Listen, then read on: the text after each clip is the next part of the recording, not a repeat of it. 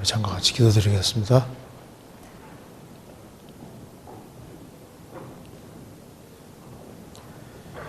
저희를 사랑하시는 하나님 아버지 감사합니다. 많은 사람 중에서 저희들을 복음으로 불러주시고 주의 크신 은혜와 사랑 가운데 살게 해주시는 것을 감사합니다. 마땅히 형벌받을 수밖에 없는 저희들을 사랑해 주시고 주 예수 그리스도의 보배로운 피로 우리 죄의 소리를 해방해 주시고 우리가 받아야 될 심판을 주님께서 대신 받아주신 것을 진심으로 감사드립니다. 하나님의 은혜와 사랑은 한없이 크지만 저희들은 주님의 크신 은혜 가운데 삶에도 불구하고 또 주님 보시기에 합당치 못한 것도 있는 줄 압니다.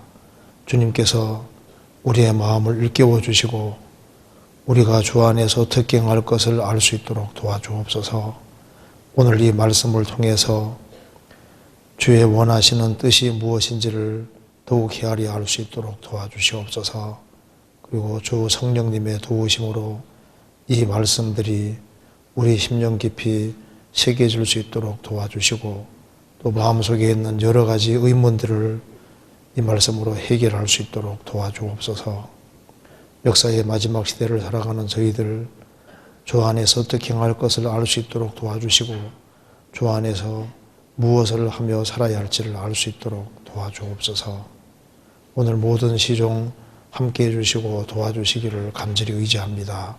고마우신 우리 구주 예수 그리스도 이름으로 기도하옵나이다. 아멘. 우리 성경 누가복음 1장 찾으시겠습니다. 누가복음 1장입니다.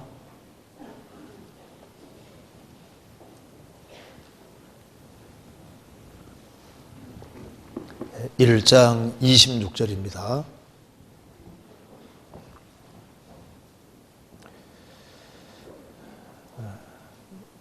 (1장 26절)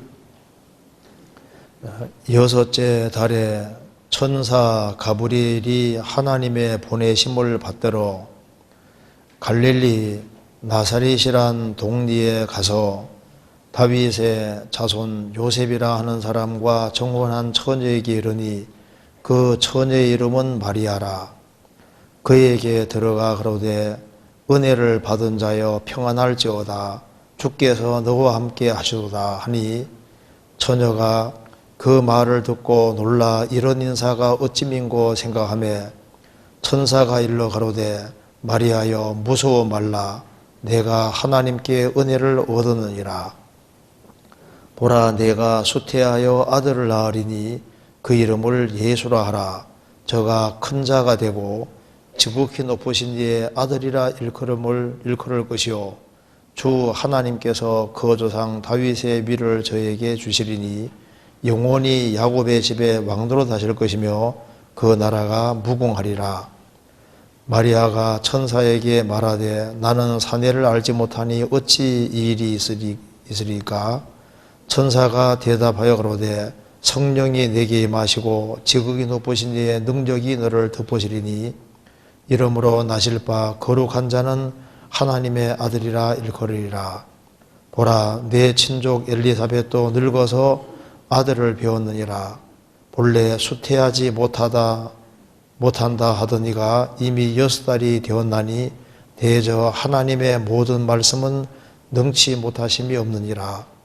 마리아 그러되 주의 계집종이 오니 말씀대로 내게 이루어지이다 하며 천사가 떠나가니라. 46절입니다. 마리아가 가로되 내 영혼이 주를 찬양하며 내 마음이 하나님 내 구주를 기뻐하였으면 그 계집종의 비천함을 돌아보셨음이라.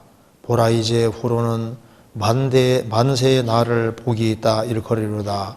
능하신 이가 큰 일을 내게 행하셨으니 그 이름이 거룩하시며 긍휼하심이 두려워하는 자에게 대대이르는도다.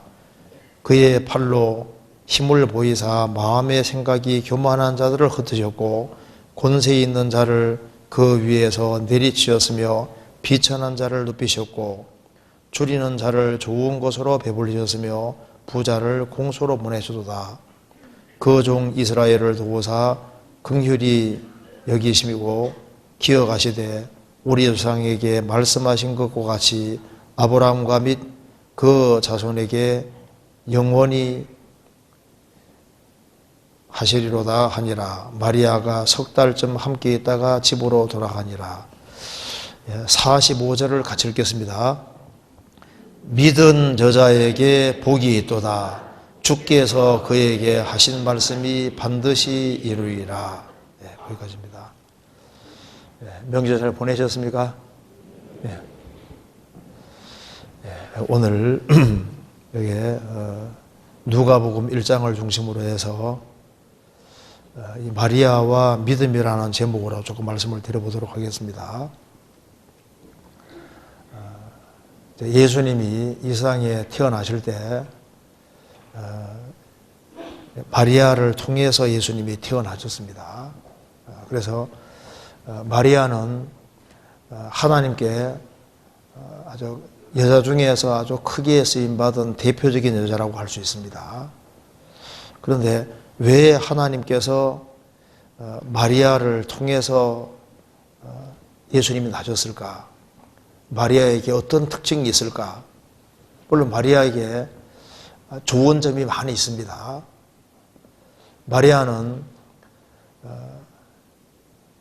성경에 보면은 이제 마리아가 아주 장점, 좋은 점들이 여러 가지가 있는데 그 중에 가장 두드러진 것이 믿음이라고 되어 있습니다.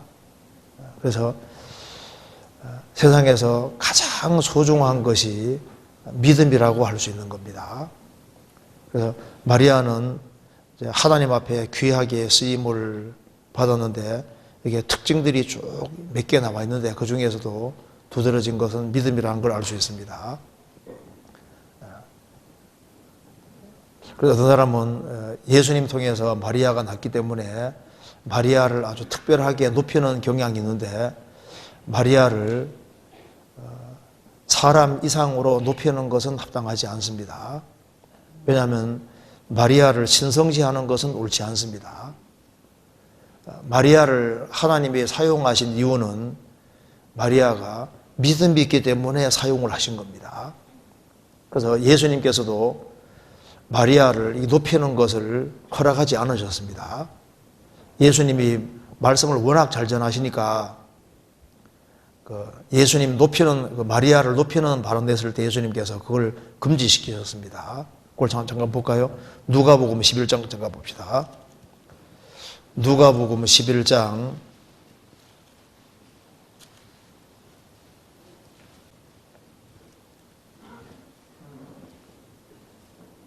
27절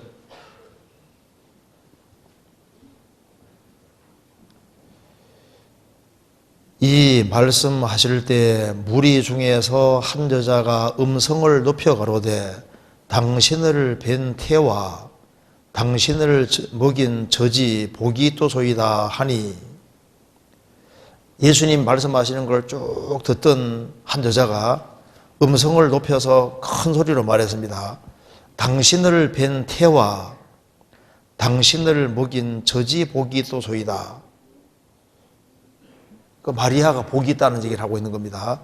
당신을 뵌 태와 당신을 먹인 젖이 복이 있도소이다. 그 소리를 아주 큰 소리로 하니까 28절 예수께서 가라사대 오히려 하나님의 말씀을 듣고 지키는 자가 복이 있느니라 하시니라. 그러니까 마리아 자신이 자신을 높이는 걸 주님 허락하지 않았습니다. 진짜 복이 있는 것은 하나님 말씀을 듣고 지키는 자가 복이 있는 거다. 마리아는 평생 동정녀로 있었다는 말은 거짓말입니다. 마태복음 1장에서 말씀하시기를 마리아는 요셉은 마리아가 예수님을 낳을 때까지 동침하지 않았다고 했습니다. 그리고 누가복음 2장에는 예수님이 태어났을 때 예수님을 맏아들이라고 얘기해요. 맏아들을 낳았다고 했습니다. 맏아들. 맏아들이란 것은 그 뒤에 동생들이 있는 거예요. 누가복음 2장 7절에 나와 있지 않습니까? 맏아들을 낳았다. 맏아들을 낳아서 강보라서 구유에 누웠다고 되어 있습니다.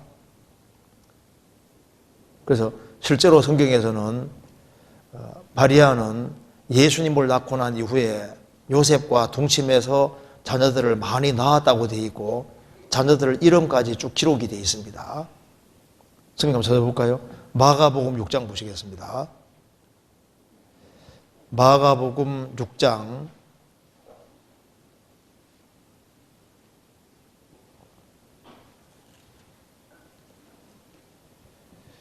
1절입니다.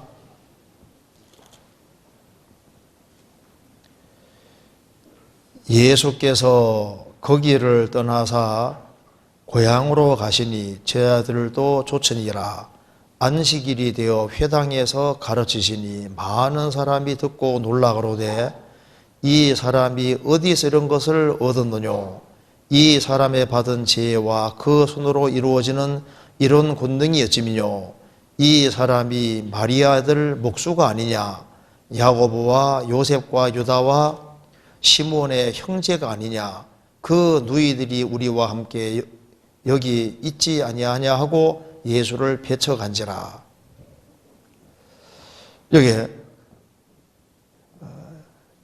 예수님에 대해서 말하기를 이 사람 예수님이 마리아의 아들 목수가 아니냐. 왜 요셉의 아들이라 하지 않고 마리아 아들이 되냐면은 이 당시에 이제 요셉은 이미 죽었던 것으로 보입니다. 그래서 마리아의 아들 목수가 아니냐. 예수님이 30년 동안 조용히 목수 일을 했던 겁니다. 그러면서 야고보와 요셉과 유다와 시몬의 형제가 아니냐. 그 누이들이 우리와 함께 여기 있지 아니하냐. 그래서 벌써 마리아가 야고보, 요셉, 유다, 시몬 누이들이니까 벌써 적어도 6명 이상을 낳은 겁니다. 예수님 낳고 6명 이상을 낳은 거예요. 그렇잖아요. 그래서 여기에 야고보가 바로 성경 야고보서를 쓴 사람입니다. 유다가 유다서 쓴 사람인 거예요. 예수님의 동생들이 있었다고 말입니다. 예수님은 성령으로 처녀 태를 빌려서 나셨고, 그 다음에 이제 요셉과 마리아가 동침해서 자녀들을 많이 낳았다고 말입니다. 그래서 예수님에게 형제들이 실제로 있었던 겁니다. 성경 한번 찾아봅시다. 고린도 전서 9장 보시겠습니다.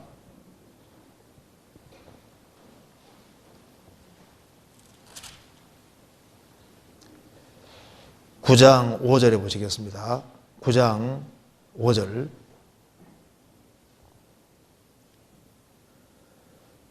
우리가 다른 사도들과 주의 형제들과 게바와 같이 자매된 아내를 데리고 다닐 권이 없겠느냐.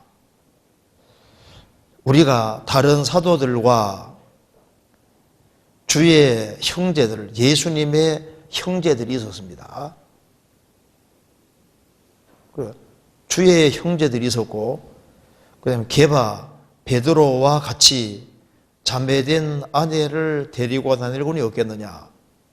그래서 사도들이 결혼을 했고 아내를 데리고 다니면서 전도했는데 게바 베드로도 아내를 데리고 다니며 전도했던 겁니다. 그러니까 다른 사도들과 주의 형제들과 게바도 베드로도 아내 데리고 다녔는데 자매된 아내, 구원받은 아내다 그 말입니다. 그래서 사도행전 후기라는 책에 보면은 베드로 사도가 못 박히러 갈 때 그 베드로 아내도 같이 따라갔다는 그런 기록이 되어 있습니다. 그래서 베드로는 거꾸로 못 박혀 죽고 아내는 이제 바르게 이렇게 못 박혀 죽고 이제 베드로 사도는 이제 거꾸로 못 박혀 죽었다고 나옵니다. 그리고 여기에 결혼을 했고 이제 전도했는데 주의 형제들 있었던 거예요. 갈라디아서 봅시다. 1장 19절에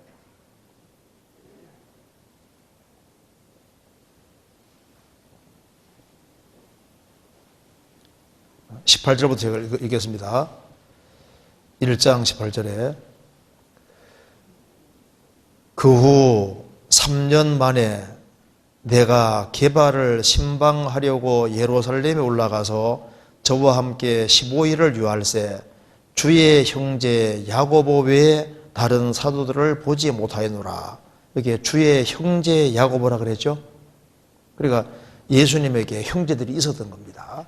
예수님의 아우가 있었던 거예요. 유다서 1장 찾아봅시다. 사도행전 1장 찾아봅시다. 사도행전 1장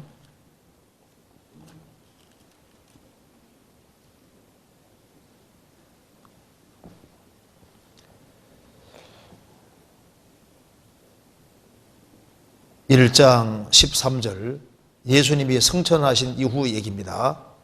13절에 들어가 저희 유하는 다락에 올라가니 베드로, 요한, 야고보, 안드레와 빌립, 도마와 바돌로메, 마테와 및 알페오의 아들 야고보, 셀로딘 시몬, 야고보의 아들 유다가 다 거기에서 걔들과 예수의 모친 마리아와 예수의 아우들로 더불어 마음을 같이하여 전혀의 기도에 힘쓰니라.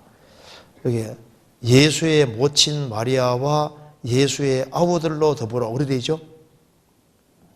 그래서 시편 69편 8절에도 예수님 말씀했습니다. 내가 내 형제에게는 객이 되고 손님이 되고 내 모친의 자녀에게는 외인이 되었나이다. 내 모친 마리아의 자녀, 마리아에게 자녀가 있었던 겁니다. 그래서 요한복음 7장 3절부터 5절까지 봐도 예수님 형제들도 공생의 당시에는 예수님을 안 믿었다고 되어 있습니다. 예수님이 죽으시고 부활하신 이후에는 믿었다고 되어 있잖아요. 그래서 이 마리아가 하나님 앞에 귀하게 쓰임받았다. 그것은 맞는데 마리아를 필요의 상으로 높이는 건 합당하지 않은 거예요. 마리아 아버지는 헬리고 아담 자손이고 아담 후손은 전부 다 죄인이고 마리아도 죄인이기 때문에 구세주가 필요했던 겁니다. 그래서 예수님을 배웠을 때 예수님 가르쳐서 내 구주라고 내 구세주라고 얘기했던 겁니다. 근데 왜 하나님께서 마리아를 특별하게 사용하셨을까? 마리아만 사용하시는 것이 아니라 또 마리아와 유사한 그런 믿음을 가지고 있는 사람들을 또 주님 또 사용하시는 겁니다. 여기 누가복음 1장 보시겠습니다. 1장 26절입니다. 여섯째 달에 천사 가브리엘이 하나님의 보내심을 받들어 갈릴리 나사렛이라는 동네에 가서 6달 전에 제사장 사가랴와 엘리사벳에게 가브리엘 천사가 이미 나타났었습니다. 앞부분에 나와 있습니다. 사가랴와 엘리사벳은 나이가 많이 들었지만은 자식이 없는 겁니다. 그래서 오랫동안 기도를 했는데 하나님께서 이제 사가랴와 엘리사벳에게 그 자녀를 주신 겁니다. 그 사람이 바로 예수님보다 6개월 전에 태어난 바로 세례 요한인 거예요. 그래서 이제 사가랴에게 6개월 전에 나타났고 6개월이 지나서 이제 마리아에게 나타나신 겁니다. 26절에 여섯째 달에 천사 가브리엘이 하나님의 보내심을 받들어 갈릴리 나사렛이란 동네에 가서 다니엘에서 보면은 지금부터 600년 전에 가브리엘 천사가 다니엘에게 나타난 적이 있습니다. 그러니까 그 똑같은 가브리엘 천사가 나타난 거예요. 이것만 봐도 가브리엘 천사는 벌써 600살이 넘은 겁니다. 다니엘에서 보면은 가브리엘 천사 나타났는 다시 나타났지 않습니까? 그러니까 천사들은 지음받은 순간부터 계속 존재하는 거예요. 변치 않고. 27절 다윗의 자손 요셉이라 하는 사람과 정혼한 처녀에게 이르니 그 처녀 이름은 마리아라. 그에게 들어가 가로되 은혜를 받은 자여 평안할지어다 주께서 너와 함께 하시도다 하니 처녀가 그 말을 듣고 놀라 이러는 인사가 찜인고 생각하며 천사가 일러 가로되 마리아여 무서워 말라 내가 하나님께 은혜를 얻었느니라. 보라 내가 수태하여 아들을 낳으리니 그 이름을 예수라 하라. 그러니까 마리아가 말했습니다. 34절에 마리아가 천사에게 말하되 나는 산대를 알지 못하니 어찌 이런 일이 있으리까. 천사가 대답하여 가로되 성령이 내게 임하시고 지극히 높으시니 능력이 너를 덮으시리니 이러므로 나실 바 거룩한 자는 하나님의 아들이라 일컬으리라. 보라 내 친족 엘리사벳도 늙어서 아들을 배웠느니라. 본래 수태하지 못한다 하던 이가 이미 6살이 되었나니 대저 하나님의 모든 말씀은 능치 못하심이 없느니라. 엘리사벳도 나이가 좀 많이 먹었는데 초자연적인 역사로 자녀를 배웠다고 말입니다. 그러니까 마리아가 말했습니다. 38절 같이 읽어봅시다. 마리아가 가로되 주의 계집종이오니 말씀대로 내게 이루어지이다 하며 천사가 떠나가니라. 이제 일이 있고 난 이후에 이제 마리아는 아주 가장 절친하게 지냈던 친족 엘리사벳이 아기를 뵀다고 하니까 확인하고 싶은 마음이 있었을 거 아니에요. 얼마나 그 기쁜 소식입니까? 그 사가라와 엘리사벳이 그렇게 간절히 기도했는데 이제 아기를 뵀다고 하니까 너무나도 기쁜 소식이니까 이제 달려간 겁니다. 39절에 이때 마리아가 일어나 빨리 산중에 가서 유대의 한 동리에 이르러 사가라의 집에 들어가서 엘리사벳에게 문안하니 엘리사벳이 마리아의 문안함을 들으며 아이가 복중에서 뛰노는지라. 엘리사벳이 성령의 충만함을 입어 큰 소리로 불러 가로되 이다 중에 내가 복이 있으며 내 태중의 아이도 복이도다. 내 주의 모친이 내게 나아오니 이 어찌된 일인고. 보라 내 문안하는 소리가 내 귀에 들릴 때 아이가 내 복중에서 기쁨으로 뛰노라도다. 여기 보면은 사가라와 엘리사벳이 이 시대에 정말 믿음 있는 사람이었는데 마리아는 이 집안하고 아주 친했던 것 같습니다. 그리고 그 집에 가서 몇 개월 동안 있었냐면은 56절에 마리아가 석 달쯤 함께 있다가 집으로 돌아간 이래 되죠. 그 전에 자주 접촉을 하고 만났던 것 같아요. 그래서 마리아가 정말 확실한 믿음이 있는데 사가라와 엘리사벳도 믿음 있는 사람이니까 믿음의 교제가 있었던 것 같습니다.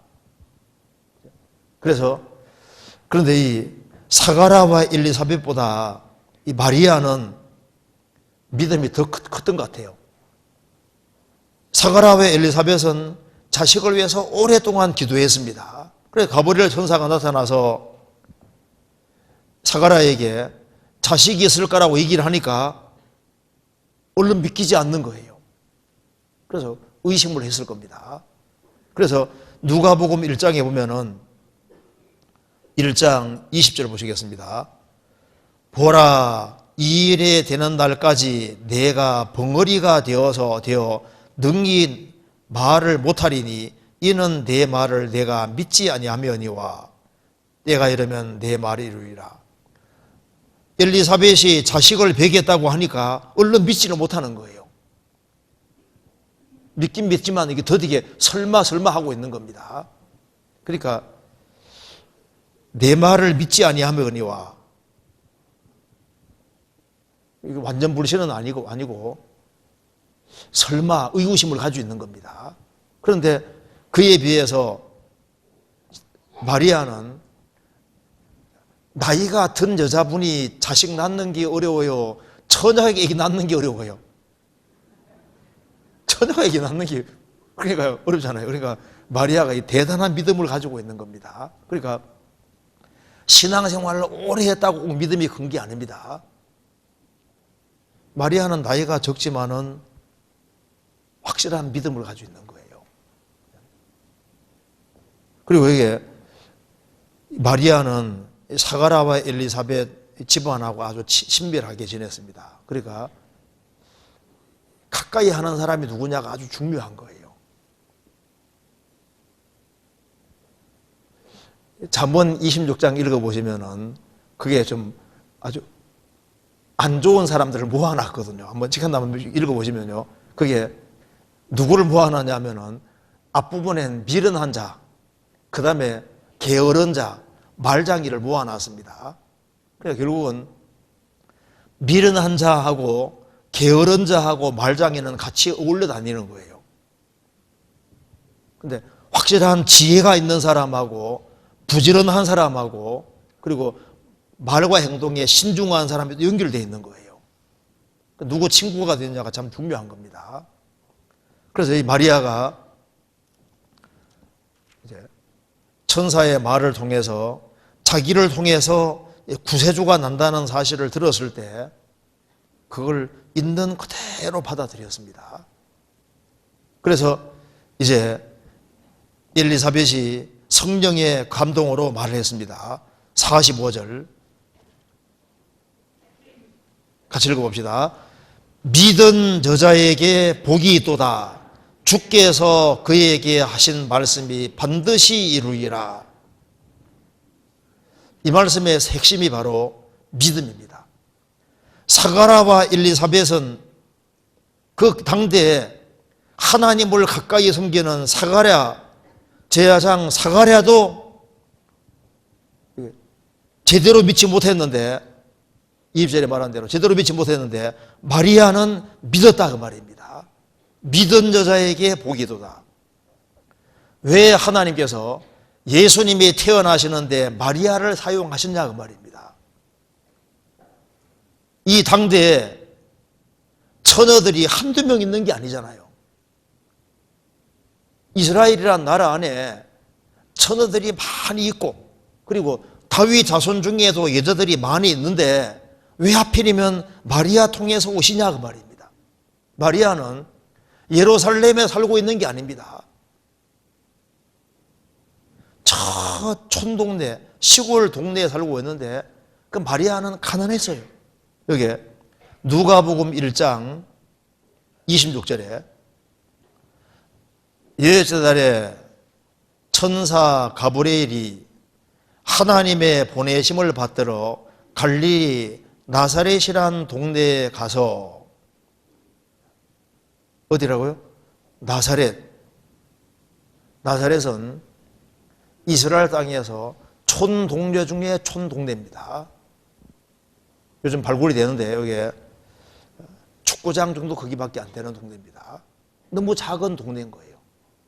이름 없는 동네다 그 말이에요. 그래서 나사렛에서 무슨 선한 것이 나겠느냐? 나사렛은 아주 멸시받고 천한 동네입니다. 그 동네에 살고 있는 평범한 여자에 불과한 여자가 바로 마리아입니다. 그런데 왜 하필이면 마리아를 주님이 지목하시고 마리아 통해서 오시냐 그 말입니다. 그가 무슨 가문이 좋고 그리고 뭐 재산이 많고 뭐 특별한 것인 게 아닙니다. 가난한 한 소녀에 불과한 거예요. 그런데 왜 하나님이 마리아를 통해서 그리스도를 보내시냐 하면은 믿은 여자에게 복이도다. 예수님이 태어나실 때 하나님 보시지 않습니까? 누구 통해서 태어날까 생각했을 거 아니에요. 마리아를 지목하신 이유는 믿음 때문입니다. 창세기부터 요한계시록까지 성경은 하나님이 사람을 찾으시는 음성입니다. 아담 하와가 죄를 지었을 때 첫 번째 하신 말씀이 아담아 내가 어디 있느냐. 죄인을 찾으시는 동시에 성경은 하나님의 일을 할 일꾼도 찾으시는 거예요. 하나님이 하나님의 역사를 위해서 마리아를 도구로 사용하셨다 그 말입니다. 지금도 마찬가지인 겁니다. 성경 시편 89편 보시겠습니다.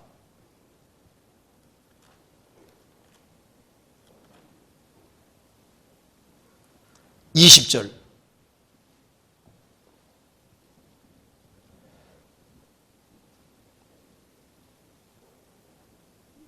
내가 내 종 다윗을 찾아 나의 거룩한 기름으로 부어도다. 내가 하나님이 내 종 다윗을 찾아내었다고 했습니다. 이스라엘 통일 왕국을 이루기 위해서 하나님께서 한 사람을 찾아내신 거예요. 이새의 아들 다윗을 만나니 내 마음에 합한 사람이라. 그를 통해서 내가 내 뜻을 다 행하리라. 내가 내 종 다윗을 찾아내었다. 주님은 죄인만 찾으시는 것이 아니라 주의 일을 할 일꾼도 찾으시는 겁니다. 세계적인 홍수를 피하기 위해서 노아라는 사람을 찾아내셨고 노아에게 방주를 짓게 하신 겁니다. 바벨 사건 있고 난 이후에 하나님께서 세상 사람을 구원하기 위해서 아브라함을 찾아내셨습니다. 그리고 고대 근동 7년 중년에서 이스라엘과 애굽을 구원하기 위해 하나님이 한 일꾼으로 요셉을 찾아내셨습니다. 출애굽 역사를 위해서 하나님이 모세라는 사람을 찾아내시지 않습니까? 가나안 땅 정복을 위해서 여호수아를 찾아내신 겁니다. 예수님 당시에 예수님이 오셔야 되는데 예수님이 오실 통도로 처녀를 찾고 있었는데 마리아를 찾아내셨습니다. 예수님이 공생애 하실 때도 예수님의 사도가 될 사람들을 찾으셨지 않습니까? 마태복음 4장에 예수님께서 베드로, 안드레, 야고보, 요한을 보시고 불러내셨습니다. 이방 전도를 위해서 바울 사도를 찾아내시지 않습니까? 찾는 것이 맞는 거예요. 그러면 주님께서 주되게 보시는 것이 뭐냐? 바로 믿음입니다. 믿은 여자에게 복이도다. 죄인이 구원될 때도 믿음을 통해서 구원받습니다. 그러잖아요. 믿음이 없이는 하나님을 기쁘시게 하는 것이 불가능한 거예요. 믿음이 없이는 하나님을 기쁘게 하는 것은 불가능하다고 성경 기록되어 있습니다. 그래서 죄인이 구원되는데도 믿음이 필요하고 또 주님이 주의 일을 할 일꾼을 사용하실 때도 하나님께서 제일 중시하는 것이 믿음이 있느냐 그걸 보시는 겁니다. 그래서 예수님이 탄생하실 때도 믿음 있는 마리아 통해서 예수님이 오셨습니다. 지금도 하나님께서는 믿음 있는 사람을 사용하시고 믿는 자 속에 역사하시는 겁니다. 그러니까 세상과 하나님 보시는 건 달라요. 세상은 그 사람의 학벌, 인물, 외모, 이런 가문 이런 거 등등 이런 거 보지 않습니까? 인맥 이런 걸 보는데 주님은 그것이 아닙니다. 주님은 능력이 워낙 많으신 분이기 때문에 주님을 놀라게 할 수 있는 것은 아무것도 없는 거예요. 성경에서 주님이 놀랐다는 말씀이 하나 나와 있습니다. 백부장 보고 놀랐다고 되어 있잖아요. 백부장의 하인이 중풍병이 들었습니다. 너무나도 고통하고 있습니다. 그래서 예수님께 도움을 구하니까 예수님이 내가 가서 고쳐주리라 하니까 백부장이 말했습니다. 저는 주님께서 우리 집에 들어오는 것을 감당치 못하겠나이다. 다만 말씀만 하사 내 하인을 고쳐주십시오. 내 밑에도 내가 백부장이니까 밑에 100명의 군사들이 있는데 100명의 군사들에게 이리로 오라면 오고 가라면 가고 내가 시키는 대로 한다 그 말입니다. 그러니 주님이 수고롭게 오실 필요 없이 말씀만 하시면 낫겠습니다. 예수님께서 백부장의 믿음 보고 놀랐습니다. 예수님께서 기이 여기셨다 놀라시면서 말씀했습니다. 이스라엘 땅에서도 이만한 믿음을 만나보지 못했다. 이만한 믿음을 만나보지 못했다. 마태복음 8장에 나와 있지 않습니까? 이만한 믿음, 큰 믿음, 주님을 놀라게 하고 주님을 기쁘시게 하는 것이 바로 믿음인 거예요. 교회 역사 속에서도 주님께서는 누구를 사용하셨습니까? 믿음이 확실한 사람을 찾아내시고 그들을 통해서 일하시는 겁니다. 종교개혁할 때도 마르틴 루터, 신부로 있던 마르틴 루터입니다. 그가 행위로 천국 가기 위해서 그렇게 노력을 했고 수도원에서 루터만큼 그렇게 고통하며 자기 구원 위해서 씨름한 사람도 없습니다.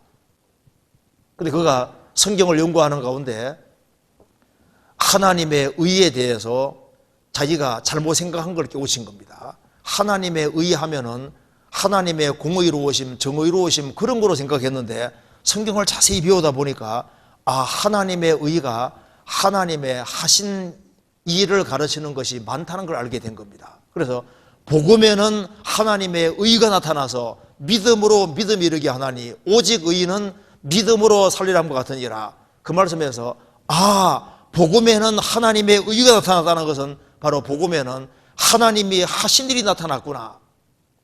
그래서 하나님이 나를 위해서 완벽하게 다 해놓으신 그걸 믿음으로 가는구나. 그걸 딱 깨우치는 동시에 천국문이 열렸다고 그럽니다.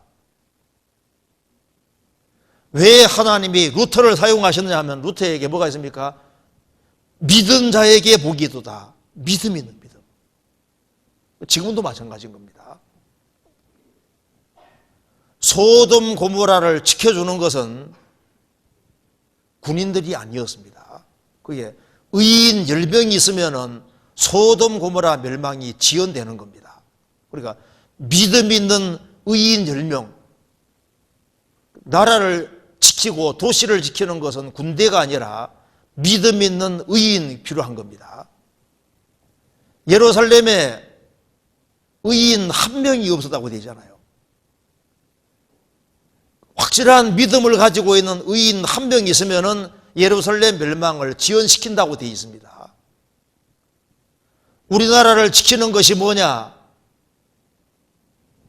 군대가 지켜줍니까? 미국이 지켜줍니까? 믿음 있는 사람, 그 믿음 있는 사람을 통해서 하나님께서 나라를 지키시고 나라를 유지하는 그런 것이 있는 겁니다.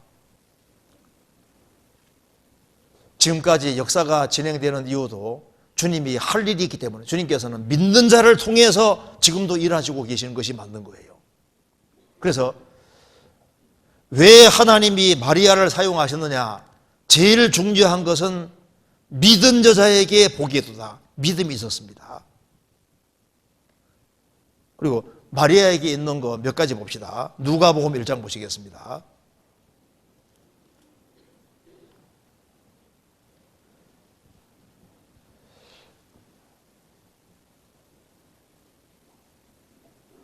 (1장) 28절을 보시겠습니다.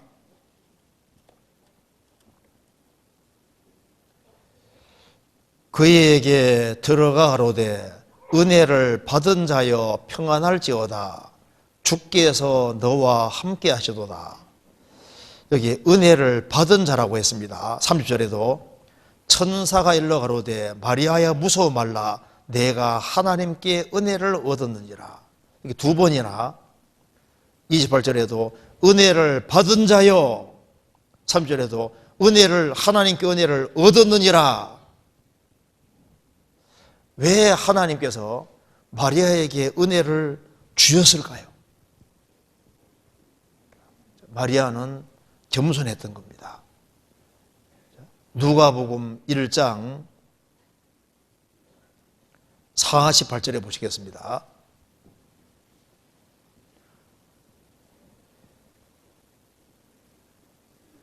그 계집종의 비천함을 돌아보셨습니다. 그리고 51절에 그의 팔로 힘을 보이사 마음의 생각이 교만한 자들을 흩으셨고, 마리아는 자신이 예수님을 뵈는 걸 통해서, 자기 통해서 예수님이 나있는 걸 통해서 깨우친 것이 있습니다.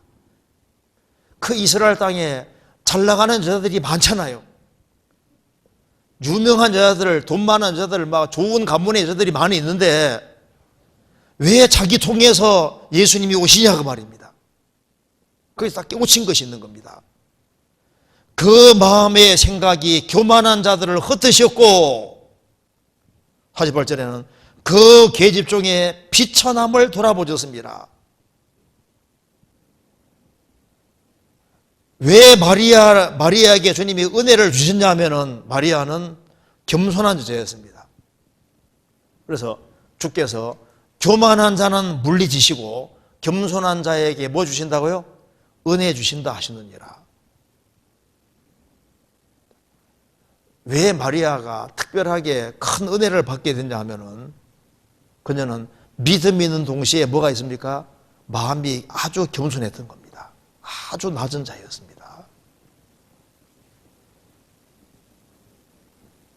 그래서 두 번이나 은혜를 받은 자여 이렇게 성경에서 말을 하고 있는 겁니다. 성경 야고보서 4장 보시겠습니다.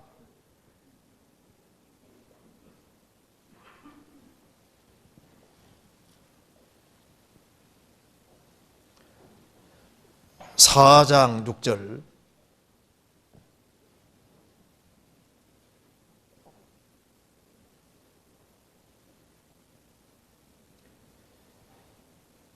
그러나 더욱 큰 은혜를 주시나니 그러므로 일러서되 하나님이 교만한 자를 물리치시고 겸손한 자에게 은혜를 주신다 하였느니라.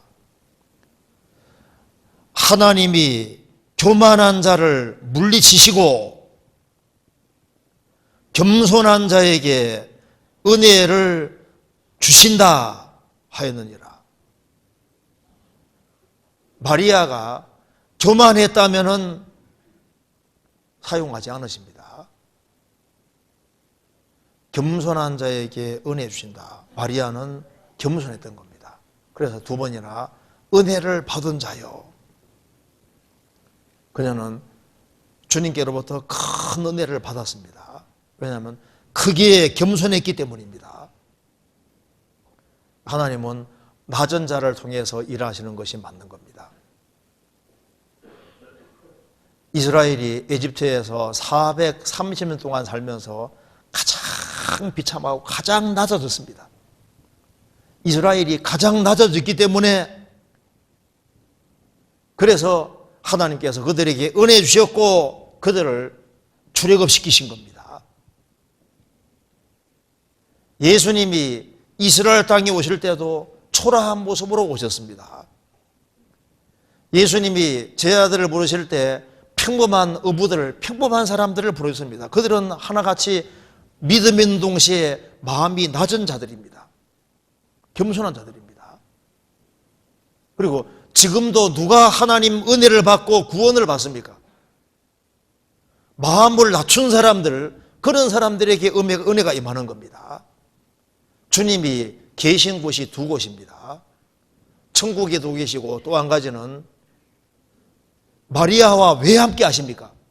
겸손했기 때문에 함께 하신 거예요. 성경 이사야 57장 써봅시다. 이사야 57장 15절.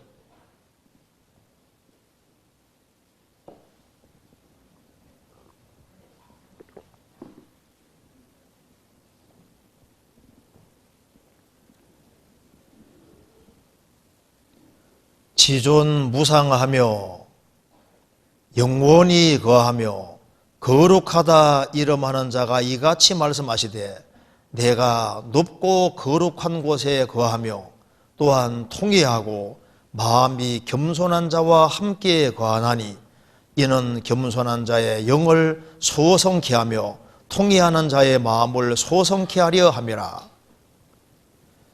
지존무상하며 가장 존귀하고 높으시며 영원히 거하며 거룩하다 이름하는 자가 이같이 말씀하시되, 절대자가 직접 말씀하시기를 내가 높고 거룩한 곳에 거하며, 주님은 가장 높은 하늘에 계시지 않습니까? 동시에 어디 계시냐면은 또한 통회하고 죄를 가슴 아파하고 정말 뉘우치고 돌이키는 사람, 그리고 마음이 겸손한 자와 함께 거하나니 이는 겸손한 자의 영을 소성케 하며 통회하는 자의 마음을 소성케 하려 함이니라. 주님은 하늘에 계시고 확실한 믿음을 소유하고 겸손한 자들과 함께 거하시는 겁니다. 그래서 누가복음 1장에 분명히 말씀하시기를 천사가 말했습니다. 누가복음 1장 다시 봅시다. 1장 28절, 은혜를 받은 자여 평안할지어다 주께서 너와 함께 하시도다. 믿음 있는 사람, 겸손한 사람과 주님이 함께 계시는 겁니다.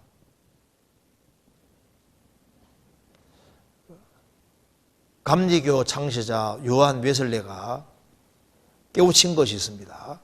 그는 영국 성공의 목사의 아들로 태어나서 13년 동안 목사로 있던 사람이지 않습니까? 그런데 13년이 지나서 목사로 있다가 13년 만에 올더스 게이트에 있는 조그만한 모임에 참석했다가 뒷자리에 앉아있다가 구원을 받았지 않습니까? 그래서 알은 것이 있는 거예요. 영국 성공회라는 덩치가 큰 곳에만 주님 계신 것이 아니고 조그만한 소그룹의 모임에 뒷자리에 앉아있다가 자기 거듭났거든요. 그래서 하나님은 큰 데서만 일하는 분이 아니고 지극히 작은 데 자기가 구원을 받았다고 말입니다. 그래서 그가 속회 한 10명 단위로 이렇게 모이는 조그마한 속회들을 많이 만들지 않습니까? 쉽게 말하면 구역 모임에 이런 모임 만든 이유가 주님은 큰 데서만 일하는 게 아니라 작은 데서도 일한다는 걸 깨우친 거예요. 마음을 낮춘 사람들, 작은 사람들, 스스로 자기를 낮추는 사람들, 그런 사람과 함께하는 걸 깨우친 겁니다.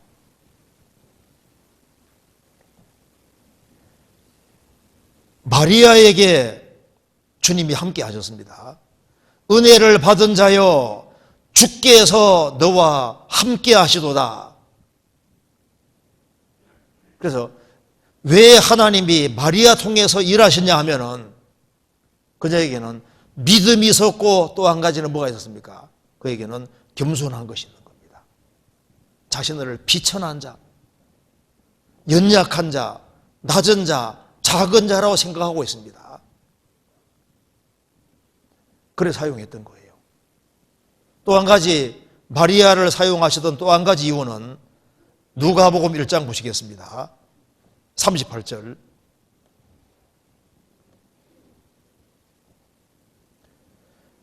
마리아가 가로되 주의 계집 종이 오니 말씀대로 내게 이루어지이다 하매 천사가 떠나가니라. 마리아에게 천사 나타났을 때 천사의 말을 배척할 수도 있었습니다. 그녀는 변명할 수도 있었습니다. 내가 지금 처녀인데 처녀가 이게 애기 뵈면 어떻게 될까요? 사랑하는 요셉과 지금 정혼한 사이입니다. 이스라엘은 보통 정혼이 되어지면은 1년 정도 지나고 난 이후에 정혼하고 난 이후에 1년 지나서 이제 결혼식하고 같이 살게 돼 있거든요. 그러니까 정혼하면은 같이 안 살아도 아내인 겁니다. 아내 남편인 거예요. 그런데 이제 자기 사랑하는 사람하고 같이 이제 약혼이 돼 있는 상태인데 아기를 뵈면은 요셉이 어떻게 생각하겠어요? 그리고 처녀가 아기 뵈면은 이스라엘 땅에서는 그냥 여자가 아기 뵈면 그냥 맞아 죽을 수 있습니다, 돌에. 그런데 마리아는 뭐라 했습니까? 주의 계집 뭐라 했습니까? 종이오니, 주의 계집 종이라고 했잖아요. 주의 계집 종. 이거 보면은 어린 나이에도 종이 될 수 있다는 걸 알 수 있습니다. 주의 계십 종이 오니, 주님 소유니까 죽이든 살리든 주님 뜻대로 하옵소서. 변명이 없습니다. 주의 계집종이 오니 주의 말씀대로 내게 이루어지이다. 그러니까 순종할 줄 아는 되지 않습니까? 순종.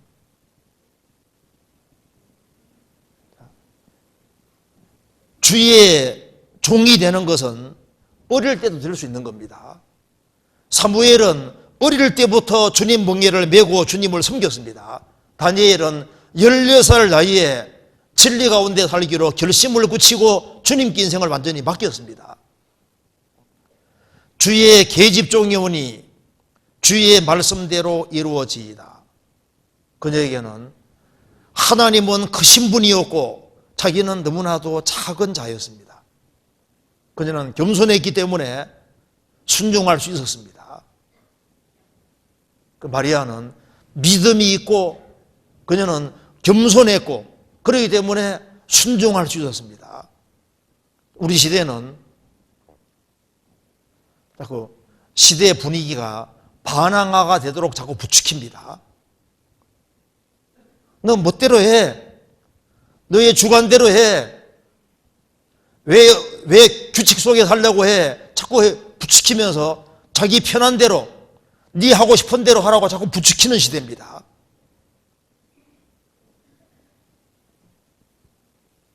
그래서는 신앙 못 배웁니다.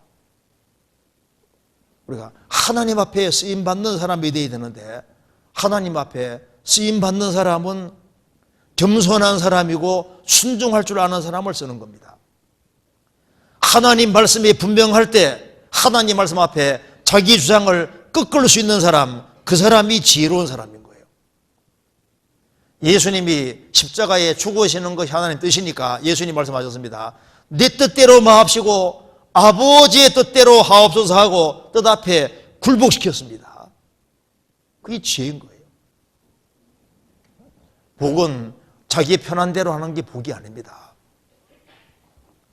복 있는 사람은 악인의 꾀를 좇지 아니하며 죄인의 길에 서지 아니하며 오만한 자의 자리에 앉지 아니하고, 복은 노로 시작되는 거예요.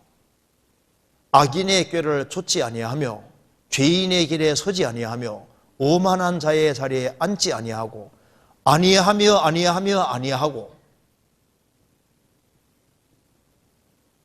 너 하고 싶은 대로 해봐. 그게 복이 없는 겁니다. 그게 속는 거예요. 자, 순종에 뛰어난 사람이 될 때 주님이 크게 사용할 수 있는 겁니다. 어떤 사람이 순종할까요? 겸손한 사람이 순종하는 거예요. 자기 주장이 센 사람, 교만한 사람은 순종 안 합니다. 그 특징인 거예요. 그래서 주의 말씀대로 내게 이루어지이다.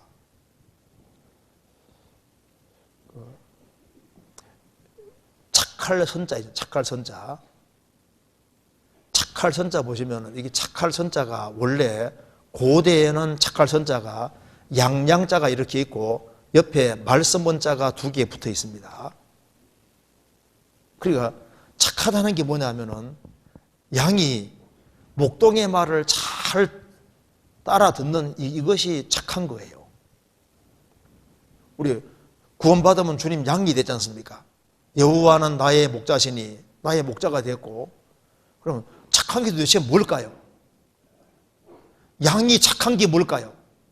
목동이 말하면은 말을 귀담아 잘 듣고 그대로 하는 것이 그게 착한 거예요. 마리아는 착하다고 할 수 있습니다. 주님 말씀대로 되어지이다. 이게 얼마나 착한 거예요. 그리고 마리아는 주의 계집 종이 오니 주님을 정말 경외하는 여자였던 겁니다. 누가복음 1장 50절을 보시겠습니다.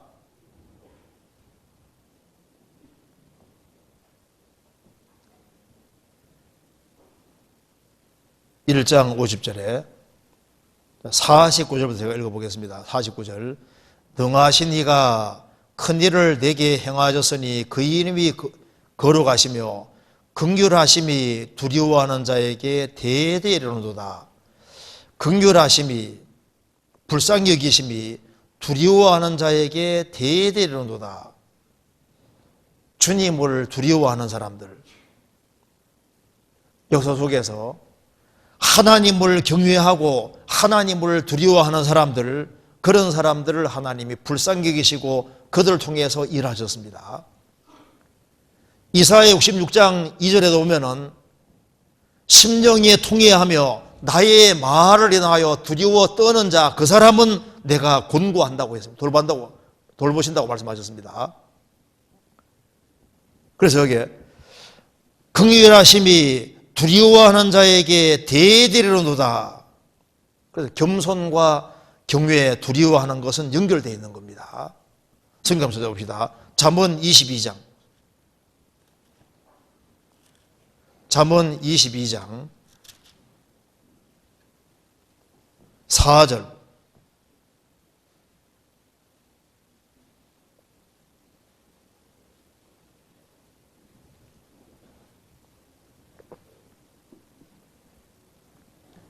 같이 읽어보겠습니다.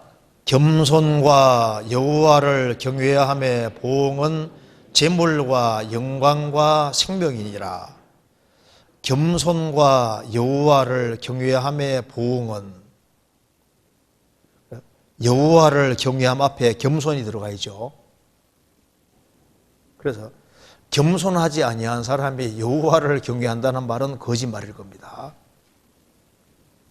겸손하다는 것은 자기를 낮추는 건데, 자기를 낮추지 않는 사람이 어떻게 여호와를 높일 수 있겠습니까? 사람이 교만해지면은 여호와를 무시합니다. 말씀대로 할 리가 없잖아요. 그래서 겸손과 여호와를 경외함의 보응은 재물과 영광과 생명이니라. 그래서 여호와를 경외하는 그 앞에 겸손이 있습니다. 그래서 하나님을 경외하는 사람들의 특징을 보십시오.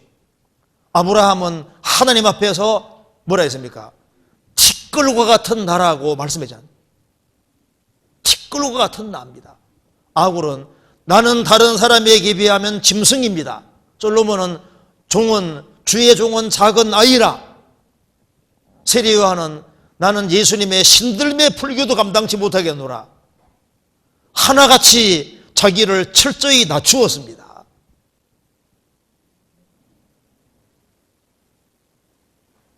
그래서 겸손과 여호와를 경외하는 것은 연결되어 있는 겁니다. 왜 하나님이 마리아를 사용하셨을까요? 그녀에게는 믿음이 있었고, 그리고 그녀는 겸손했고, 그녀는 순종할 줄 알았습니다. 왜 그렇게 했을까요? 그녀는 정말 하나님을 경외하고 하나님을 두려워 높이기 때문에 주의 계집 종이라고 말씀했잖아요. 그러니까 주님은 내 주인이니까 뜻대로 하십시오. 여호와를 경외하는 것은 지혜의 근본이고 지식의 근본입니다. 여호와를 참으로 경외하는 사람, 그 사람은 참된 지혜와 지식을 주님이 주시는 거예요. 그녀는 하나님 우선주의로 살은 것이 맞습니다. 하나님을 높이며 살았던 것이 맞는 겁니다. 그런데 이 마리아에게 좋은 점이 많이 있었지만은 제일 중요한 것은 믿음이었던 겁니다. 만일 마리아에게 믿음이 없었다면 어떻게 될까요? 믿음이 없었다면은 우리가 지금 마리아처럼 우리 그 당시라 생각해 봅시다. 내가 처녀를 해 봅시다. 이제 정말 사랑하는 사람과 약혼이 돼 있습니다. 그런데 이제 천사가 나타났어요. 네가 아들을 낳을 거다. 그럼 어떻게 했을까요? 벌써 뭐부터 생각했을까요? 마리아처럼 그냥 그대로 받아들였을까요? 이게 쉬운 게 아닙니다. 마리아가 믿음이 없었다면은 아기를 뱀으로 인해서 아주 엄청난 문제들이 생기는 걸 볼 수 있잖아요. 일단 사랑하는 사람 요셉과 일단 이혼될 수 있는 가능성이 있습니다. 불안감이 있을 거 아니에요. 배가 불러오면은 동네에서 나중에 큰 문제가 생길 수 있고 돌에 맞아 죽을 수도 있으니까 여러 가지 막 걱정들이 생각됐을 겁니다. 근데 마리아는 믿음이 있었습니다. 그래서 믿음 있는 사람은 참 신기합니다. 믿음 있는 사람은 많은 눈물이 흐르고 오해받는 일이 있고 가슴 아픈 일이 있을지라도 그걸 이길 수 있는 힘이 있는 거예요. 그래서 믿음 키우는 게 참 중요한 겁니다. 믿음은 육신적인 모든 불이익을 감수할 수도 있는 거예요. 믿음이 있으면은 담대할 수 있습니다. 마리아는 그 당대에 큰 집을 가지고 계서 뭘 가지고 있겠습니까? 특별한 가지고 있는 게 없는데 하나 확실한 것은 믿음만은 하나님을 향한 믿음 하나만은 확실한 거예요. 믿음 있는 사람은 환난 중에서도 담대할 수 있는 겁니다. 그러므로 너희 담대함을 버리지 말라. 이것이 큰 상을 얻느니라. 믿음 있는 사람은 요동하지 않을 수 있습니다. 노아 생각해 보세요. 노아가 방주 만들며 전도했을 때 얼마나 많은 사람들이 노아를 비웃고 아주 그 뒤에서 안 좋은 소리 얼마나 많이 했겠습니까? 세계적인 홍수가 온다는 건 그 당시에 이해가 되지 않는 거예요. 노아 미쳤다고. 별 소리를 다 듣지만은 아주 오랜 세월 걸쳐서 꾸준히 방주 만드는 것 봐요. 믿음 있는 사람은 모든 반대, 모든 역경, 어려움을 다 이겨나갈 수 있는 겁니다. 믿음이 있었기 때문에 마리아는 주님 뜻대로 되어지이다. 돌에 맞아 죽으면 맞아 죽지만 하면서 있지 않습니까? 그 담대한 것 봐요. 이 길을 뵌다고 예수님 통해서, 예수님이 자기 통해서 태어난다는 사실을 알았을 때 마리아가 슬퍼했습니까? 기뻐했습니까? 기뻐했잖아요. 찬송했습니다. 믿음 있는 사람은 가장 고통스러운 상황 속에서도 찬송할 수 있는 것이 특징인 겁니다. 누가복음 1장 봅시다. 1장 45절. 믿은 저자에게 복이 있도다. 주께서 그에게 하신 말씀이 반드시 이루어지이다. 마리아가 가로되 내 영혼이 주를 찬양하며 내 마음이 하나님 내 구주를 기뻐하였음은, 슬퍼하는 것이 아니라 지금 기뻐하고 있잖아요. 육신적으로 생각하면은 지금 이혼될지도 모르고, 육신적으로 생각하면은 배가 불러오니까 이제 요셉이 만일 이혼하고 이렇게 되면요, 마리아가 다른 사람이 누군가에 의해서 강간당했다고 생각할 수도 있고 막 문제들이 많이 생기니까 복잡한 문제들이 얽혀 있습니다. 많은 오해 나올 수도 있고 맞아 죽을 수도 있지만은 마리아는 금대한 것이 아니라 찬양했습니다. 그래서 확실한 믿음과 찬양은 연결되어 있는 겁니다. 마리아는 자기같이 비천하는 자를 사용해 주시는 것에 대해서 감사하는 것 보세요. 내 영혼이 주를 찬양하며 내 마음이 하나님 내 구주를 기뻐하였으면, 구세주를 자기 태속이 가지고 있으니 얼마나 놀라겠습니까? 계집종의 비천함을 돌아보셨습니다. 자기 같은 비천한 자를 사용해 주시는 것에 대해서 오히려 크게 감사하는 것 보세요. 믿음 있는 자는 환난 중에서도 찬송하고 기뻐할 수 있습니다.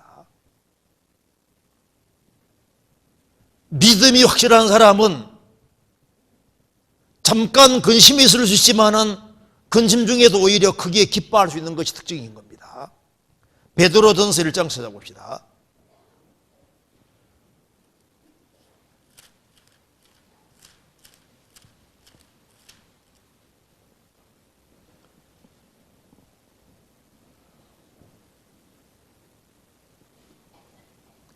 1장 6절.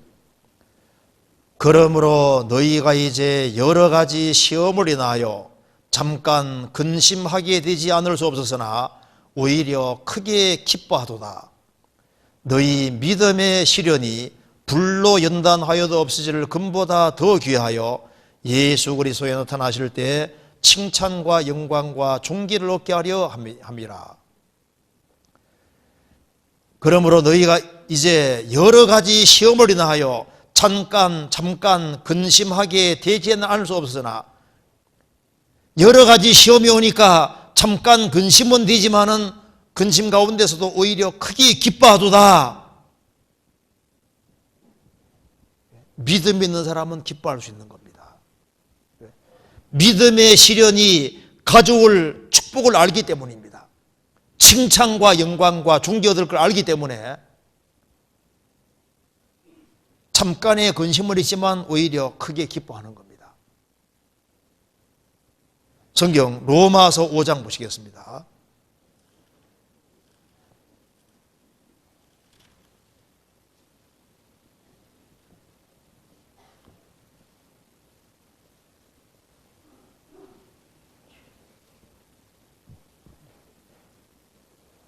(5장 1절) 그러므로 우리가 믿음으로 의롭다 하심을 얻었은즉 우리 주 예수 그리스도로 말미암아 하나님으로 더불어 화평을 누리자. 또한 그로 말미암아 우리가 믿음으로 서 있는 이 은혜에 들어감을 얻었으며 하나님의 영광을 바라고 즐거워하느니라.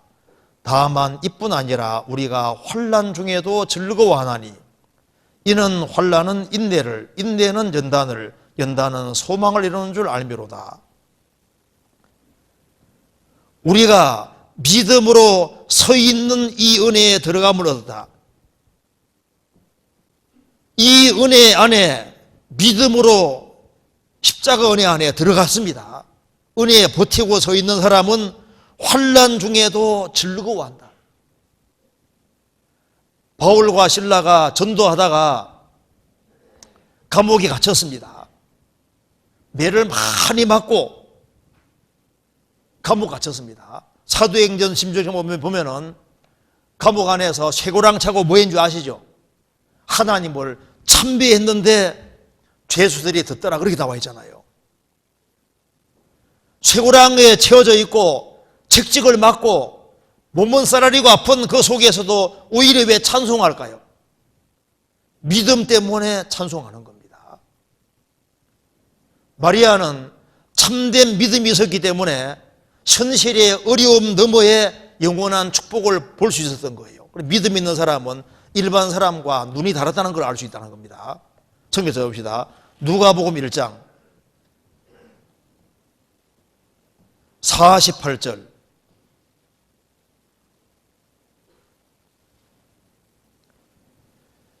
그 계집종의 비천함을 돌아보셨습니다. 보라, 이제 후로는 만세의 날을 복이 있다 일컬으로다. 믿은 여자에게 복이 도다. 믿음이 있는 사람은 눈이 독수리 눈같이 멀리 보는 눈이 되는 겁니다. 참된 믿음 있는 사람은 당장의 어려움을 보는 것이 아니라 걸어 주어질 영원한 축복을 볼 수 있는 거예요. 그래서 이제 후로는 만세, 역사 끝날 때까지 모든 세대 사람들이 나를 복이 있다 일컬으리이다. 처녀 태를 빌려서 예수님이 태어나셨으니까, 예수님을 낳는데 사용이 됐으니까 이게 얼마나 복이냐 그 말입니다. 그래서 모든 세대 사람들이 나를 복이 있다 일컬으리이다. 마리아는 복 받은 사람이잖아요. 주님께 쓰임받은 모든 사람은 정말 복이 있는 사람인 거예요. 그래서 믿음이 없는 사람은 눈이 멀리 볼 수가 없는 거예요. 믿음 있는 사람은 고난 너머에 먼 축복을 미리 보는 겁니다. 고린도후서 5장 보시겠습니다. 고린도후서 5장 7절.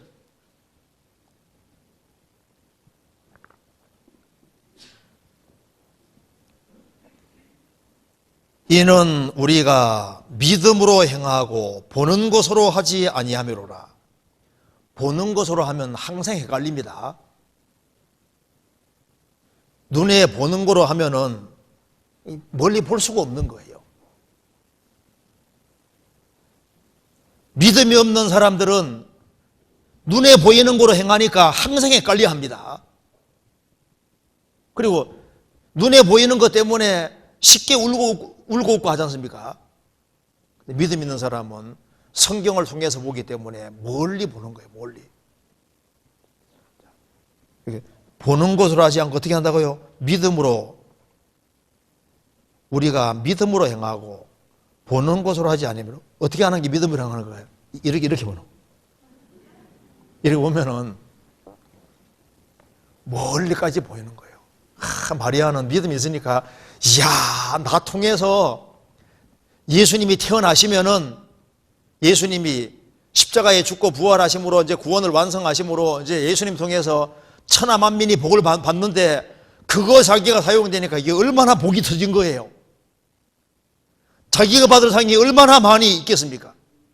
그러니까 믿음 있는 사람은 주님과 연결되는 것이 얼마나 큰 복인 줄 알게 되고 주님께 쓰임 받는 것은 이건 영원한 축복이라는 걸 볼 수 있는 겁니다. 나를 만대의 복이 있다 할 것이다. 이 말 맞잖아요. 그리고 마리아는 믿음이 있었기 때문에 믿음 있는 사람은 기회가 주어질 때 이거 안 놓치는 거예요.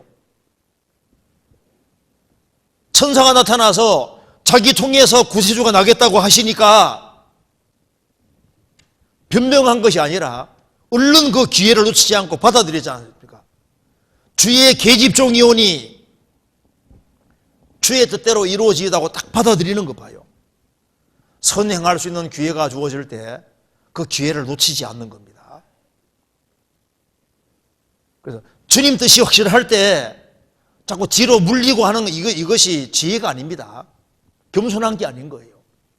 주님 뜻이면은 내 하는 것이 그게 순종이고 그게 지혜로운 거예요. 선을 행할 수 있는 기회가 항상 주어지는 게 아닙니다. 하나님께 쓰임받을 수 있는 기회가 항상 주어지는 것이 아닌 거예요. 마리아는 주의 천사 나타났을 때 놀랐다고 했는데 이게 좋은 의미로 놀란 겁니다. 세상에 나 같은 사람을 사용하시다니 너무 기뻐하고 좋아하는 거지 않습니까?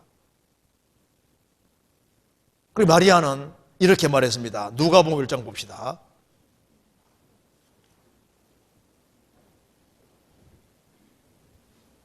(1장) 49절에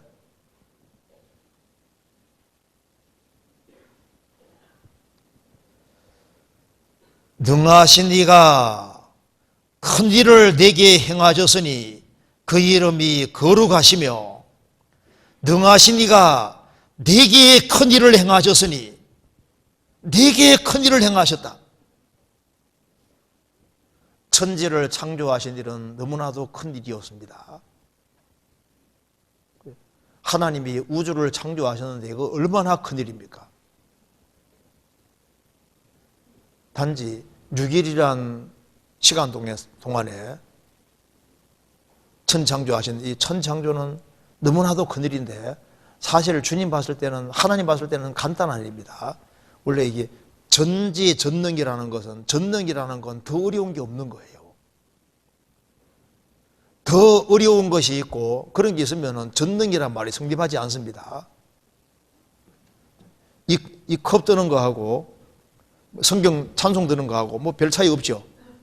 그런데 이거 컵 드는 거하고 이거 드는 건 방대상 드는 건 다르잖아요.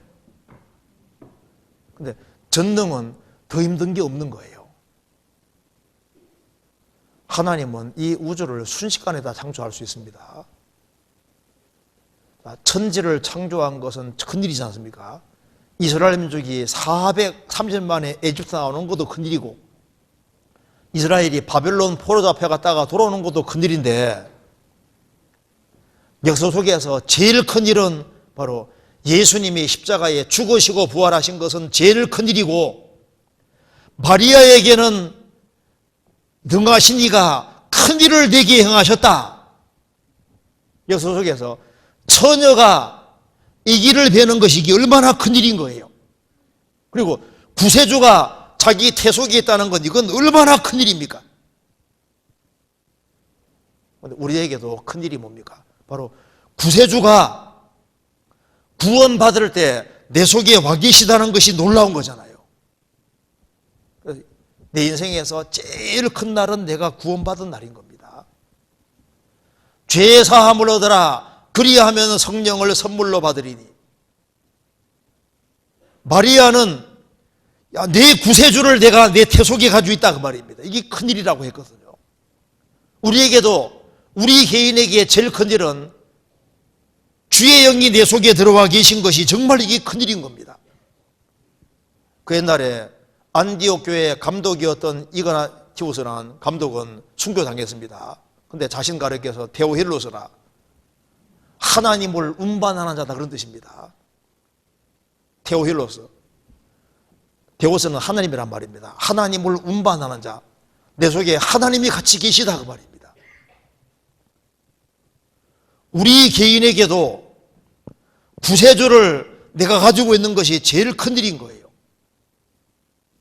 내게 큰일을 행하셨다. 그래서 이제 마리아는 하나님 앞에 믿음을 가지고 있었습니다. 그렇기 때문에 순종할 수 있었고, 마리아를 통해서 예수님이 태어나셨고, 그 결과 많은 사람이 구원됐습니다. 그리고 마리아는 믿음이 있었기 때문에 참된 믿음 있는 사람은 또 피할 길을 주시는 겁니다. 마리아가 예수님을 뱀으로써 이혼했습니까? 아니잖아요. 하나님께서 조처를 다 취해 주셔서 이혼 안 되게 만들어 주시고, 마리아가 아기를 뵀지만은 돌에 맞아 죽지 않았습니다. 오히려 마리아는 귀하게 쓰임 받았고 하나님이 피할 길을 다 만들어 주셨던 거예요. 참된 믿음 있는 사람은 하나님께서 피할 길도 다 준비해 주시는 것이 맞는 겁니다. 고린도전서 10장 보시겠습니다. 10장 13절.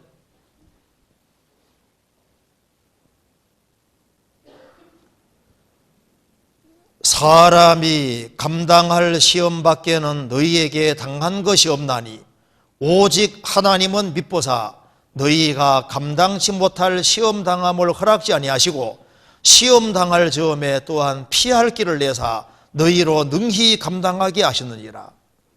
여기 사람이 구원받은 사람입니다. 구원받은 사람에게는 감당할 이상의 시험이 없습니다. 시험 당할 즈음에 또한 피할 길을 내사 너희로 능히 감당하게 하셨느니라. 그래 마리아는 넉넉히 이겨나갈 수 있었고 주님 피할 길을 항상 주셨던 겁니다. 그리고 우리가 여기서 알 수 있는 것이 있습니다. 우리도 뭘 키워야 되냐 하면은 환경의 변화보다는 믿음을 키워야 되는 거예요. 성경에 믿음을 겨자씨와 비유했습니다. 너희에게 겨자씨 하나만한 믿음이 있었다면 이게 생명 있는 믿음인 거예요.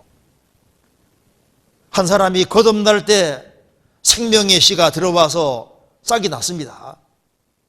데살로니가 후서 1장 3절에 말한 대로 너희 믿음이 더욱 자라고, 이제 구원받고 난 다음에는 믿음이 더욱 자라야 됩니다. 그래서 구원받는 믿음에서 연단받는 믿음으로, 역사하는 믿음으로 자라가야 되는 거예요. 그 믿음이 어떻게 커지느냐? 그러므로 믿음은 들음에서 나며 들음은 그리스도의 말씀으로.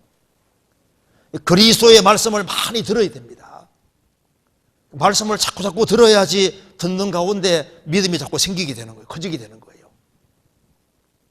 말씀을 자꾸 들으면은 말씀이 딱 믿어지는 사람은 복이 있습니다. 주의 법을 사랑하는 자에게는 큰 평안이 있으니 저희에게 장애물이 없으리이다. 하나님 말씀을 듣는 가운데 이 말씀이 딱 믿어지면은 주의 법을 사랑하는 자에게는 그냥 평안이 아니라 큰 평안이 있으니 저희에게 장애물이 없으리이다. 장애물이 있지만은 다 넘어갈 수 있는 힘이 있는 거예요. 시편 119편 165절에 이렇게 나와 있습니다. 그리고 이 말씀을 붙잡고 생을 살아가는 가운데 이제 경험이 축적이 되면은 점점 믿음이 커집니다. 그래서 말씀을 듣고 순종하고 그 사람은 주님을 더 알아가게 되고, 그리고 이제 그게 반복되면은 점점 믿음이 커집니다. 우리는 처음엔 하나님 말씀을 듣고 하나님 말씀에 순종하면은 하나님이 하나님을 더 알게 해주시고, 그러면 그만큼 믿음이 점점 커지는 겁니다. 믿음 키워야 됩니다. 믿음은 모든 면에서 유용합니다. 사람에게 오해받을 때 믿음이 얼마나 유용합니까? 확실한 믿음 있는 사람은 사람에게 오해받을 때 주님이 풀어줄 걸 믿을 수 있는 거예요. 사람의 행위가 여호와를 기쁘시게 하면 그 원수라도 더불어 화목하게 하시느니라. 믿음은 오해받을 때 유용합니다. 그리고 이즘의 땅에서도 유용합니다. 사람들이 다 나를 왕따시키고 사람들이 나를 다 있는 상황 속에서도 믿음은 유용합니다. 요셉은 억울한 누명 쓰고 감옥 들어가 있었습니다. 그렇지만 그에게는 믿음이 있었기 때문에 감옥도 잘 통과했잖아요. 예레미야는 구덩이 속에 억울하게 떨어졌습니다. 그렇지만 믿음이 있었기 때문에 그곳을 잘 통과할 수 있었던 거예요. 믿음은 봉사에서도 유용합니다. 참된 믿음 있는 사람은 숨은 봉사할 때도 묵묵히 잘할 수 있습니다. 왜? 주님 보고 계시는 게 믿어지니까. 믿음 있는 사람은 헌신할 수도 있습니다. 모세가 왜 에집트의 모든 부하들을 뒤로하고 죄악의 낙을 뒤로하고 파라오 공주의 아들이라는 것을 뒤로하고 하나님 백성과 함께 고난받을 수 있었을까요? 그는 믿음이 있었기 때문에 그런 거예요. 믿음으로 모세는 장성하여 바로의 공주의 아들이라 칭함을 거절하고 도리어 하나님 백성과 함께 고난받기를 잠시 죄악의 낙을 누리는 것보다 더 좋아하고 그리스도를 위해 받는 능력을 애굽의 모든 부하보다 더 큰 재물로 여겼으니 이는 상주심을 바라봅니다. 믿음으로 모세는 믿음이 있으니까 믿음 있는 사람은 파라오 공주의 아들이라는 명예도 뒤로할 수 있는 거예요. 잠시 죄악의 낙도 포기하고 에집트 모든 부하도 포기하고 하나님 백성과 함께 고난받는 것을 더 즐거워하고 좋아했다. 믿음이 있었기 때문에 그는 상주심을 바라봅니다. 믿음 있는 사람은 장애물을 메뚜기처럼 탁 뛰어넘을 수 있습니다. 내가 이 고민에서 해결될 문제가 아니라면 주님께 탁 맡기고 탁 뛰어넘을 수 있는 거니까, 어떤 짜잘한 문제 때문에 그것 때문에 갈등하고 괴로워하는 게 뭡니까? 믿음이 작다는 증거인 거예요. 믿음이 잘하면은 주님께 맡길 수 있는 겁니다.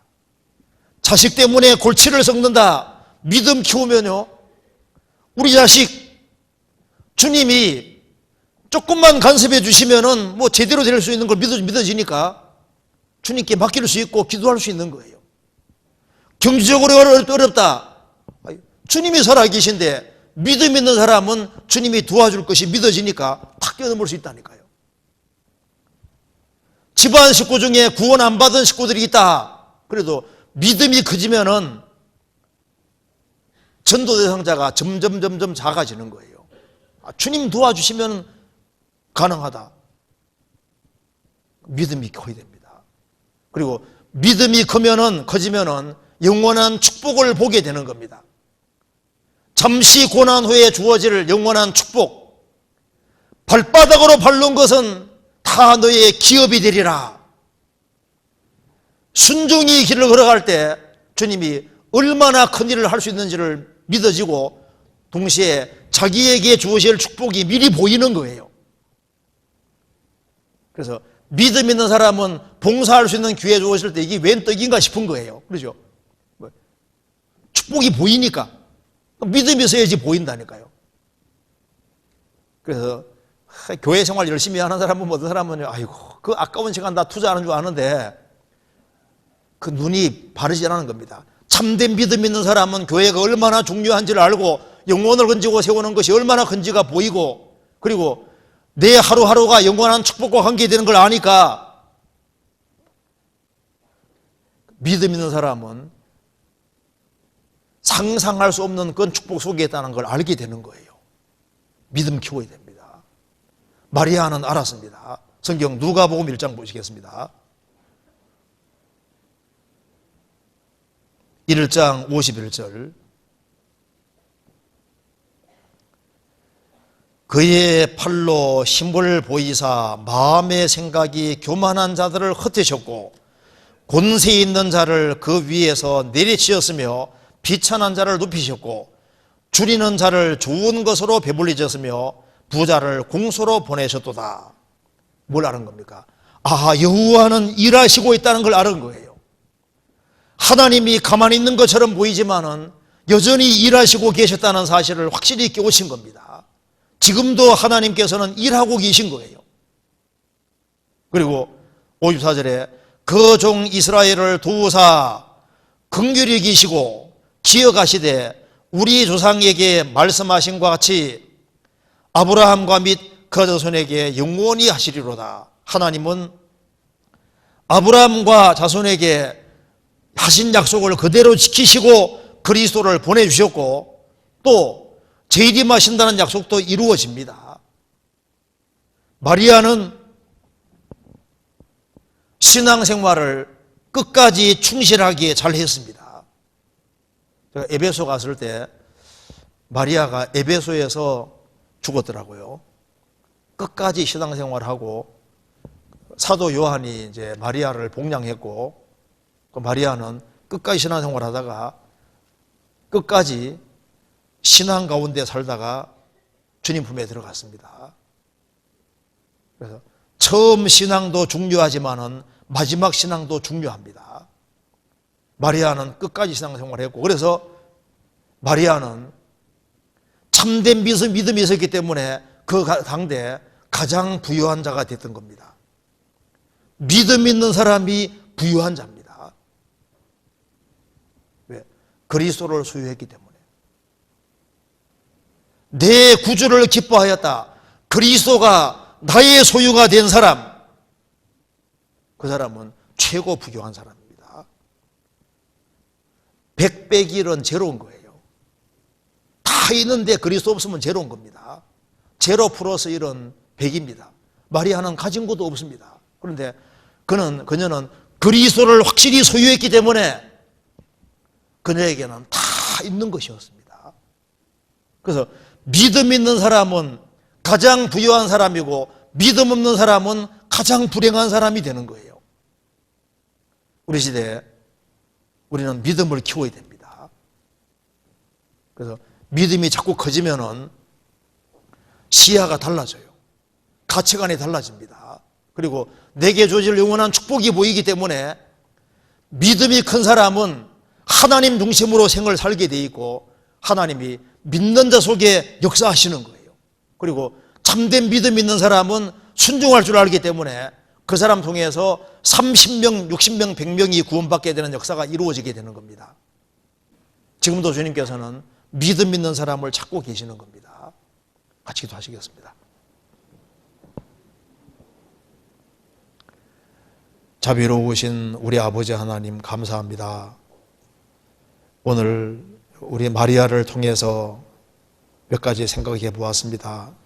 주님, 저희들에게도 믿음을 주시고 또 믿음 가운데 살 수 있도록 더욱 역사해 주옵소서. 믿음에서 더욱 자랄 수 있도록 도와주시고 또 믿음으로 말미암아 모든 것을 능히 이겨나갈 수 있도록 역사해 주옵소서. 교회가 계획한 모든 일에 앞서 행해 주시고 우리의 사랑하는 가족들, 친척들, 이웃들에게도 이 귀한 복음을 증거할 수 있도록 더욱 도와주시옵소서. 저희들 다 주 안에서 귀히 쓰임 받도록 더욱 역사해 주옵소서. 주 예수 그리스도 이름으로 기도하옵나이다. 아멘. 찬송 같이 부르시겠습니다. 98장입니다.